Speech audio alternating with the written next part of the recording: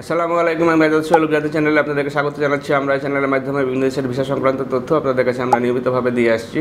আমরা একদম এই চ্যানেলটির প্রথম থেকেই আমরা মালয়েশিয়া নিয়ে কাজের যে ভিডিওগুলো দিয়েছিলাম এবং একটি বড় অঙ্কের লোক আমরা মালয়েশিয়াতে ট্রেন করতে সক্ষম হয়েছি। আবারও নতুন করে সুযোগ এসেছে কলিং ভিসাতে মালয়েশিয়া যাওয়ার।